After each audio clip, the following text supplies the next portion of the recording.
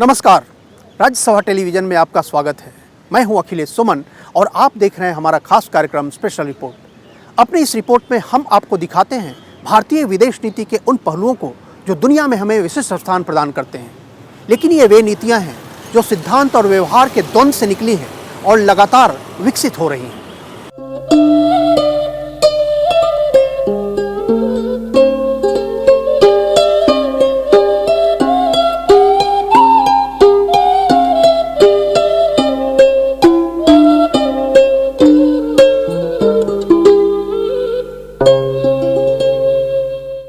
और इस अंक में हम आपको ले चल रहे हैं म्यांमार में। म्यांमार भारत ही नहीं बल्कि पूरी दुनिया के लिए रणनीतिक महत्व की जगह है। भारत और चीन के मुहाने पर स्थित है और बांग्लादेश की सीमा भी म्यांमार से मिलती है। बंगाल की खाड़ी भी इससे जुड़ा हुआ है और आसियान का यह सबसे बड़ा देश है। ओ हंसी हंसी पनवा खियोले बेईमनवा की अपना बसेरे परदेस। शायद आपको ये लग रहा हो कि ये गाना बिहार के किसी गांव में गाया जा रहा है, वही धुन और वही अंदाज, लेकिन ये आवाज है एक ऐसे भारतीय परिवार के सदस्य की जो म्यांमार के जियाबाड़ी में 150 साल से भी ज्यादा समय से बसा हुआ है। हमारे दादा परदादा 1885 में आए थे। उधर से मालिक जी थे, वो लेके आए इधर में खेती बाड़ी करने के लिए। चढ़ते फागुनवा सगुनवा मना। म्यांमार की राजधानी नेपिटाओ से करीब 2 घंटे की यात्रा करके हम जियाबाड़ी पहुंचे। ऐसा लगा जैसे हम बिहार आ गए हैं। लोगों का वही रंग, वही रूप और ये वही पूरी, जलेबी और सब्जी, यानी वही खान पान और वही पोशाक, सारी जीवन शैली वैसी ही।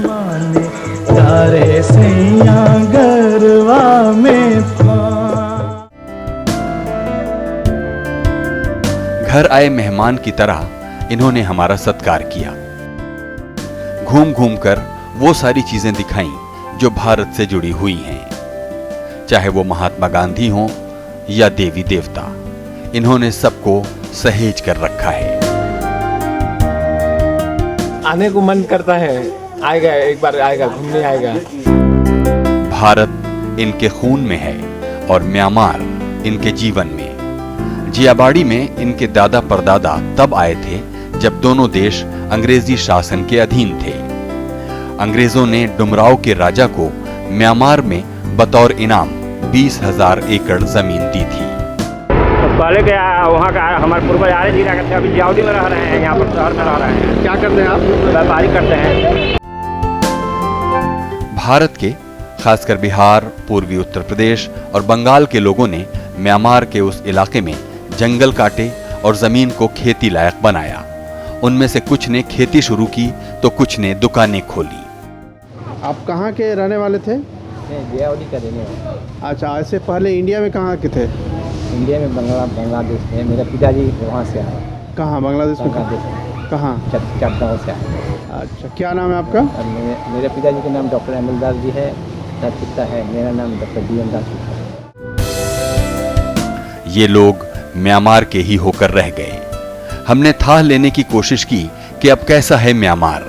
गांव में गए, शहरों में लोगों से बातें की, म्यांमार के मंत्रियों से मिले, भारतीय राजनयिकों और राजनेताओं से चर्चा की, समझने की कोशिश की कि दोनों देश कितने करीब थे और बाद में क्यों दूर होते चले गए और अब कितने करीब आने की गुंजाइश है। अभी हम आप पहुंचे हैं यंगून में, जो पहले रंगून के नाम से जाना जाता था। रंगून बर्मा की राजनीतिक राजधानी हुआ करती थी, लेकिन जब बर्मा का नाम बदलकर म्यांमार हो गया तो वहाँ की राजनीतिक राजधानी भी नेपिटा में चली गई। विरासत पुरानी है लेकिन बातें नई हैं। 1989 में रंगून यांगनून हो गया और बर्मा म्यांमार। वैसे ही जैसे बंबई का नाम मुंबई और कलकत्ता का नाम कोलकाता हो गया। लेकिन भारत के नजरिए से ये सिर्फ नाम में तब्दीली नहीं थी। It also signifies the sort of cusp, the relationship had reached its cusp by the late 1980s, and even if the transition had not taken place to the democratic regime, India had begun to realize that it also has to do business with a military regime, and that's when early 1990s we opened up, and as I said, bilateral trade began in 1994 and a number of treaties were signed. Bharat का Myanmar से संपर्क 7वीं सदी से ही शुरू हुआ। बौद्ध धर्म के अनुयायी वहां गए, हिंदू धर्म भी तकरीबन उसी दौरान बर्मा पहुंचा। आज म्यांमार में बौद्ध हैं और हिंदू भी, मुस्लिम, सिख और ईसाई भी वहां रहते हैं। म्यांमार एक ऐसा देश है जो हमारे साथ इतिहास से भी जुड़ा है, भूगोल से भी जुड़ा है और संस्कृति से भी जुड़ा है। ये तीनों तरह का समावेश है। बर्मा की भाषा प्राचीन भारतीय भाषा पाली से मिलती जुलती है। म्यांमार एक छोटे से कस्बे में खड़े हैं। अगर इस हैट को हटा दें और यहाँ लगे हुए बर्मी साइन बोर्डों को हटा दें तो यहाँ सब कुछ भारतीय जैसा लगता है। भारत के व्यापारी सदियों पहले बर्मा पहुंचे, तब से दोनों देशों में व्यापार जारी है। भारत और बर्मा के बीच व्यापार आसान था क्योंकि मिजोरम, मणिपुर, नागालैंड और अरुणाचल प्रदेश की सीमा बर्मा से मिलती है। भारत और बर्मा समुद्र में भी एक दूसरे के आमने सामने हैं।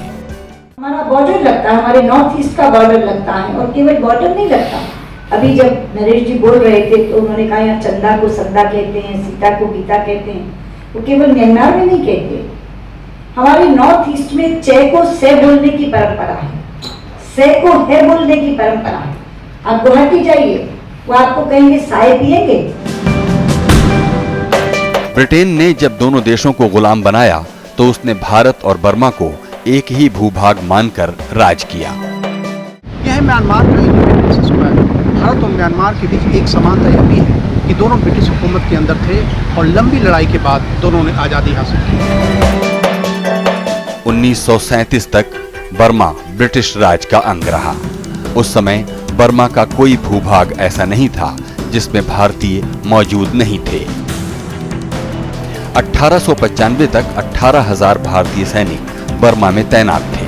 1861 में रंगून पुलिस में सिर्फ भारतीय सिपाही ही थे। भारतीय राष्ट्रीय कांग्रेस ने बर्मा की आज़ादी का समर्थन किया था। 4 जनवरी 1948 को बर्मा को आज़ादी मिली। आज़ादी के समय बर्मा में 3 से 4 लाख भारतीय थे। Burma being the close neighbor of India, while some other neighbors of India are not very friendly with India, Burma should be truly genuine, friendly neighbor for India. 1937 में बर्मा महज ब्रिटिश भारत से अलग हुआ था। अंग्रेजी दास्ता से उसे मुक्ति मिली 1948 में।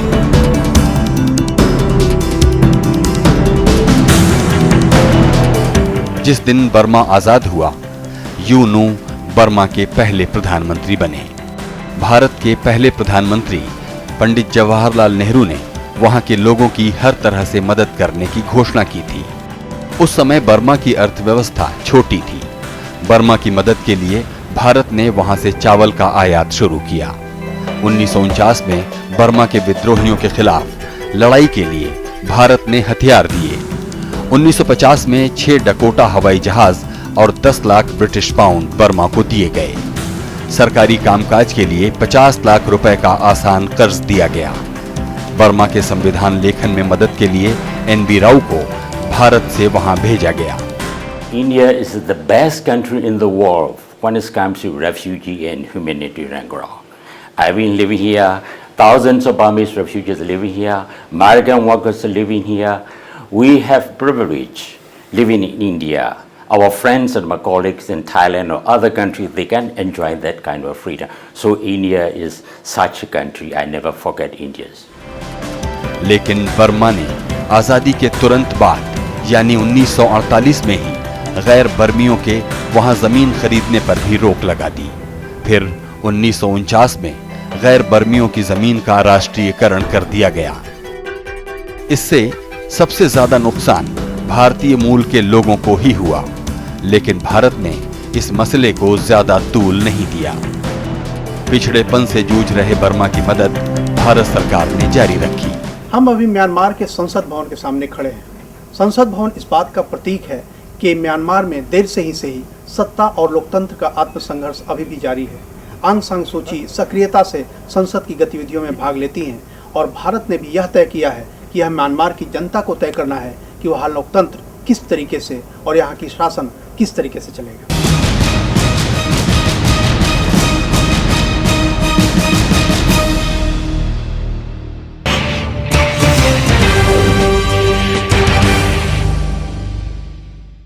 ब्रेक के बाद एक बार फिर स्वागत है आपका राज्यसभा टेलीविजन में। मैं हूं अखिलेश सुमन और आप देख रहे हैं आसियान के देशों पर आधारित हमारा खास कार्यक्रम। ये तस्वीर देखिए, बर्मा के पड़ोसी चीन में सत्ता का संघर्ष जारी था। कम्युनिस्ट विरोधी कुओमिंतांग की सेना बर्मा की सीमा के अंदर से कम्युनिस्टों पर हमले कर रही थी। इस टकराव में बर्मा के भी हताहत होने का खतरा था। संयुक्त राष्ट्र में उस मसले को उठाने में भारत ने बर्मा की मदद की। उस समय संयुक्त राष्ट्र में भारत के प्रतिनिधि वी.के. कृष्ण मेनन ने कहा था, जिस बात से बर्मा आहत होता है उससे हमें भी उतनी ही चोट पहुंचती है। हमारी बर्मा से सैनिक संधि नहीं है, लेकिन हम निकटता से आपस में जुड़े हुए हैं और बर्मा की पीड़ा हमारी चिंता का विषय है। 7 जुलाई 1951 को दोनों देशों के बीच एक मैत्री संधि हुई, लेकिन कहा जाता है कि बर्मा सरकार ने इस संधि की भावना का पालन नहीं किया। यूनू वही करते रहे जो वो चाहते थे। यूनू काफ़ी समझदार थे और वे नेहरू की आंखों का तारा बन गए थे। वे नेहरू से जो चाहे मनवा लिया करते थे और यही वजह थी कि 1949 में जब चीन में कम्युनिस्ट पार्टी की सरकार बनी तो यूनू ने नेहरू को इस बात के लिए राजी कर लिया कि बर्मा पहले उसका समर्थन करेगा। यानी भारत की रजामंदी से बर्मा चीन की कम्युनिस्ट पार्टी को समर्थन करने वाला कम्युनिस्ट ब्लॉक के बाहर का पहला देश बना और भारत दूसरा। 2 मार्च 1962 को बर्मा में सैनिक विद्रोह हुआ और जनरल नेविन ने यूनू का तख्ता पलट दिया। इसके बाद तो भारत और बर्मा के बीच दूरियां और बढ़ने लगी। थाईलैंड का मामला हो या म्यांमार का, भारत के सामने हमेशा एक भ्रम की स्थिति बनी रही। यहाँ लोकतंत्र और सैनिक सत्ता के बीच में हमेशा टकराव बना रहा और भारत के सामने यह चुनौती रही कि वह किसके साथ रहे। हालांकि वो बर्मा का अंदरूनी मामला था, लेकिन सैनिक तख्ता पलट के बाद भारत ने विरोध किया। इस कारण बर्मा चीन के करीब जाने लगा। उसने चीन के साथ मैत्री और अनाक्रमण संधि की। 1962 में जब चीन ने भारत पर हमला किया तो बर्मा मौन रहा। Because of the authoritarian, the military rule over there, we did not have the best of relations. So this was during that phase. And secondly, I think Burma had its own domestic problems, and you can't really compare the standing of the two countries in that context. Burma के शासक नेविन ने अपने देश में राष्ट्रीयकरण का एक और दौर चलाया। इसके तहत सारी निजी दुकानें सरकार ने अपने हाथ में ले ली। इसका भी सबसे ज्यादा नुकसान भारतीय मूल के लोगों को ही हुआ। उनके हाथ से तकरीबन 12,000 दुकानें चली गईं। तत्कालीन मुद्रा के भाव के हिसाब से करीब 15 करोड़ रुपए की क्षति भारतीय समुदाय को हुई। इस राष्ट्रीयकरण के बाद भारतीयों के पास खाने तक को कुछ नहीं बचा। शुरुआत में उन्हें भारत जाने की इजाजत नहीं दी गई। जब इजाजत मिली तो उनके पास पैसा नहीं था। बाद में एक सरकारी जहाज में भरकर ये भारत आए। Although India tries to have a good relation with Burma, but unfortunately Burma has been ruled by a military rule, we can say since 1962, since over 50 years. So India is difficult to have a good relation.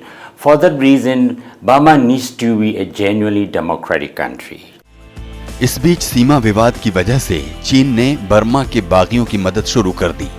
तब नेविन ने भारत की तरफ देखना शुरू कर दिया। फरवरी 1965 में नेविन भारत आए। तब जारी संयुक्त बयान में दोनों देशों के बीच अच्छे संबंध बनाने का संकल्प जताया गया। 10 मार्च 1967 को दोनों देशों की सीमा तय करने का एक समझौता हुआ। 15 मार्च 1968 को नेविन निजी यात्रा पर भारत आए। 1970 में उन्होंने फिर भारत की राजकीय यात्रा की। 1974 में दोनों देशों के बीच भुगतान समझौते पर हस्ताक्षर हुए। उसके बाद म्यांमार ने नगा और मिजो विद्रोहियों के खिलाफ भारत की मदद की।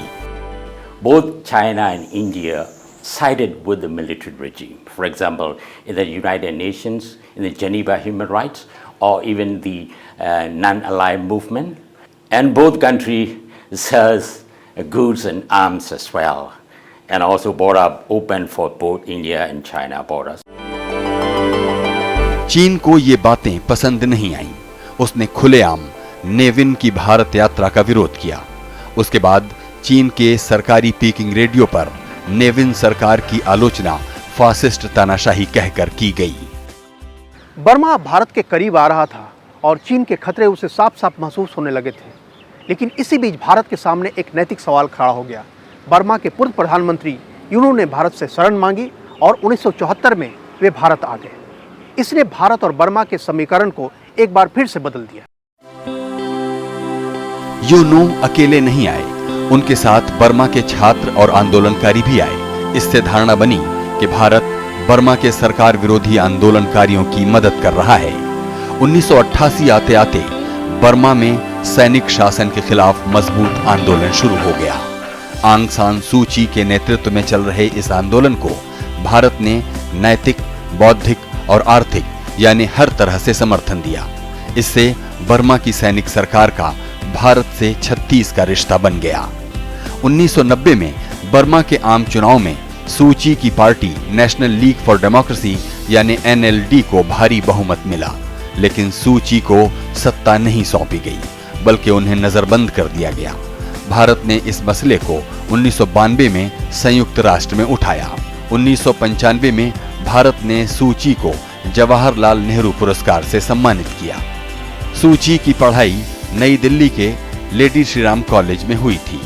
वो भारत से और ज्यादा मदद की अपेक्षा करती थी, मगर भारत के सामने कूटनीतिक चुनौतियां थीं। इस बीच बर्मा पर अंतर्राष्ट्रीय दबाव बढ़ता गया। नतीजतन वहां का सैनिक शासन धीरे धीरे संसदीय व्यवस्था की तरफ बढ़ा। We hope the new Indian government will stay the same policy of the previous government to assist Myanmar to achieve our reform process, especially in the economic development and also in the IT sector.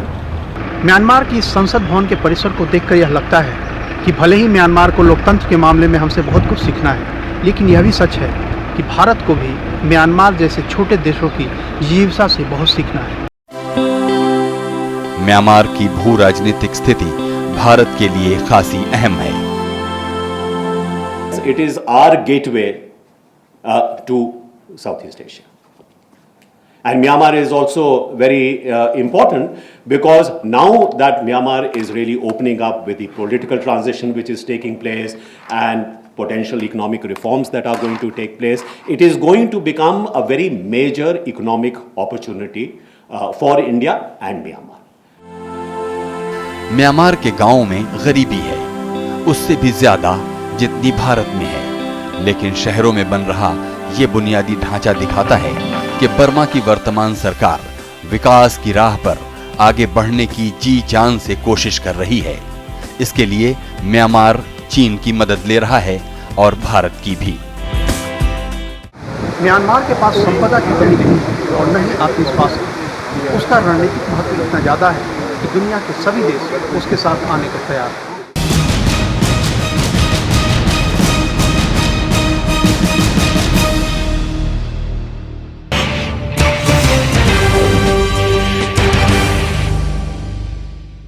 Break के बाद एक बार फिर स्वागत है आपका Rajya Sabha television में। मैं हूं अखिलेश सुमन और आप देख रहे हैं म्यांमार के साथ भारत के संबंधों की कहानी। अभी हम नेपिटा में हैं, जो म्यांमार की राजनीतिक राजधानी है, और अभी हम जहां खड़े हैं वहां आसियान मिनिस्ट्रियल फोरम की बैठक चल रही है। म्यांमार संयुक्त राष्ट्र सुरक्षा परिषद में भारत की स्थायी सदस्यता का समर्थन करता है। 2011-12 में अस्थायी सदस्य के चुनाव में उसने भारत के पक्ष में मतदान किया था। India and Myanmar not only have the good relationship, we also have worked together for the major foreign policy like the non-aligned movement and 5 principle of the peaceful coexistence. So this is a very special relationship.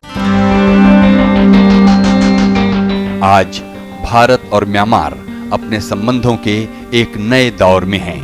Myanmar Bharat और ASEAN के बीच एक पुल है।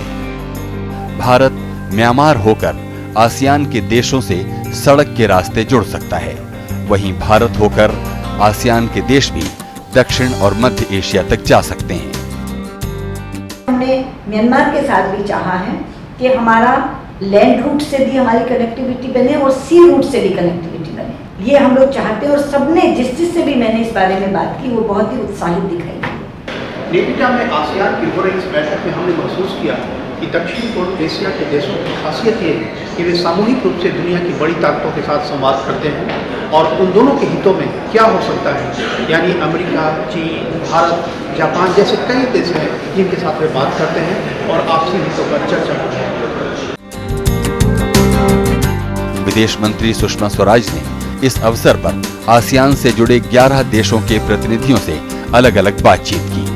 Myanmar के विदेश मंत्री के साथ अलग से उनकी खास वार्ता हुई और मैंने उनसे एक फेस्टिवल ऑफ म्यांमार की भी बात की कि एक फेस्टिवल ऑफ म्यांमार हम भारत में करना चाहते हैं ताकि जो सांस्कृतिक संबंध हमारे बने हैं वो और ज्यादा लोगों को पता चले।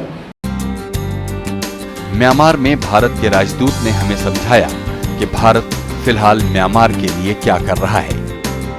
मेनली 3 प्रोजेक्ट्स हैं, 3 प्रोजेक्ट्स हैं। एक तो है कलादल मल्टी मॉडल ट्रांसपोर्ट सिस्टम जो हमारी नॉर्थ ईस्ट को चिन स्टेट होते हुए, रखाइन स्टेट होते हुए सिटवे पोर्ट से कनेक्ट करेगी by inland waterway and by road. दूसरा है ट्राइलैटरल हाईवे, उसमें एक सेक्शन हाईवे का एक सेक्शन कले से यारजी तक हमने एक्सेप्ट किया है उसको बनाने के लिए।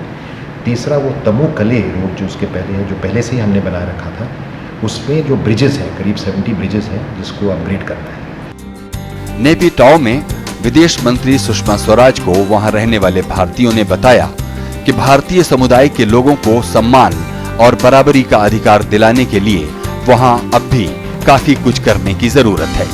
मेरी मीटिंग विदेश मंत्री जी से हुई तो मैंने उन्हें एक सुझाव दिया है जो उन्हें कहा कि एक जॉइंट कंसल्टेटिव कमीशन भारत और म्यांमार के बीच में स्थापित होना चाहिए। वो एक अम्ब्रेला बन जाता है फ्रेमवर्क का, क्योंकि उसके नीचे फिर बाकी सारी मिनिस्ट्रीज आपस में बात कर सकती हैं।